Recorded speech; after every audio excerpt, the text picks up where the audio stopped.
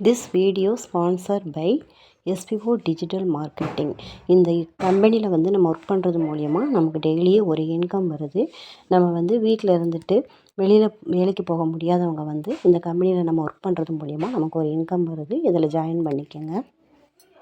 Skip பண்ணாதீங்க. பெரிய தப்பு. தினம் 300 ரூபாய் சம்பாதிக்க அரிய வாய்ப்பு. இன்ஸ்டாகிராம், ஃபேஸ்புக் பயன்படுத்த தெரிந்தால் போதும். Content post and content publishing மூலமா தினம் 300 ரூபாய் சம்பாதிக்கலாம். இந்த வேலை செய்ய 5 நிமிடம் போதும். Work training support, group communication support, all language customer live chat support, முக்கியமா சொந்தமா ஒரு பிசினஸ் ஸ்டார்ட் பண்ற அளவுக்கு உங்களால கற்றுக்கொள்ளவும் முடியும், சம்பாதிக்கவும் முடியும். இந்த வேலை வாய்ப்பு வழங்குவது 5 வருடத்திற்கு மேல ரன் ஆகிட்டு இருக்க நம்ம தமிழ்நாட்டு company school of business organisation private limited. மேலும் விவரங்களுக்கு டிஸ்கிரிப்ஷன்ல கொடுத்திருக்க நம்பருக்கு வாட்ஸ்அப் பண்ணுங்க.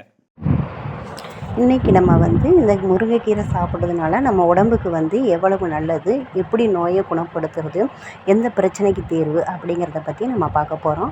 நம்ம உடம்புல ரத்தம் குறைபாடு இருக்கிறவங்க, ரொம்ப அனீமிக்காக இருப்பாங்க, அவங்க இந்த முருங்கைக்கீரையை எடுத்துக்கலாம். இந்த முருங்கைக்கீரையை 3 முறையாக நம்ம எடுத்துக்கலாங்க. ஒன்று சட்னி அரைச்சி சாப்பிட்லாம், பொரியல் பண்ணி சாப்பிடலாம், இல்லைன்னா நம்ம சாம்பாரில் போட்டு இந்த முருங்கைக்கீரையை எடுத்துக்கலாம். ஏதோ ஒரு வகையில் நம்ம முருங்கைக்கீரையை சாப்பிட்றதுனால நம்ம உடம்புக்கு ரொம்ப நல்லது.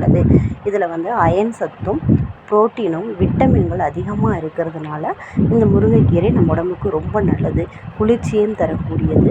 உடம்புக்குள்ள நோய்களை நச்சுகளும் தீர்த்து உடம்பை நல்ல முறையில் வைக்கிறதுக்கு இந்த முருங்கைக்கீரை பயன்படும். இதை நம்ம ஒரு பொரியல் பண்ணி சாப்பிட்லாங்க.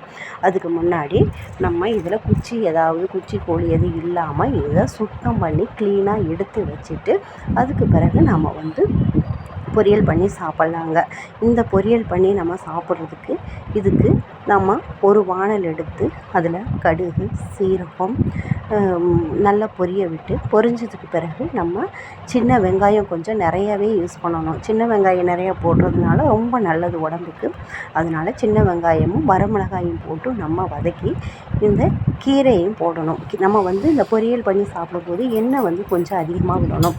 இதை பொரியல் பண்ணிவிட்டு நம்ம இந்த இதுலேயே நம்ம ஒரு தேங்காய் துருவலையும் எடுத்து தனியாக ரெடி பண்ணி வச்சிடணும். ஏன்னா இந்த கீரை லைட்டாக வதங்கினதும் நம்ம தேங்காய் துருவலையும் போடணும். ஏன்னா கீரை ஒவ்வொன்றும் கசப்பாக இருக்கும். இந்த கசப்பு தன்மை தெரியாமல் இருக்கிறதுக்கு நம்ம இந்த தேங்காய் பூவையும் போட்டு நம்ம வதக்கும்போது இந்த கசப்பு தன்மை தெரியாமல் இருக்கும். இந்த மாதிரி நம்ம எடுக்கும்போது உடம்புக்கு ரொம்ப நல்லது.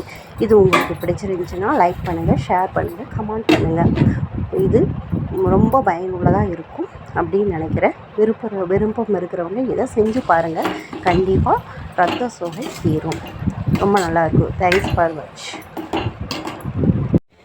Thanks for watched video. இந்த வீடியோ உங்களுக்கு பிடிச்சிருந்துச்சுன்னா லைக் பண்ணுங்கள், ஷேர் பண்ணுங்கள், கமெண்ட் பண்ணுங்கள். ஃப்ரெண்ட்ஸ், உங்களுக்கு இந்த வீடியோ கண்டிப்பாக பிடிக்கும் அப்படின்னு நினைக்கிறேன். பிடிச்சவங்களுக்கு நீங்கள் லைக் பண்ணுங்கள். ஓகே ஃப்ரெண்ட்ஸ், பாய்.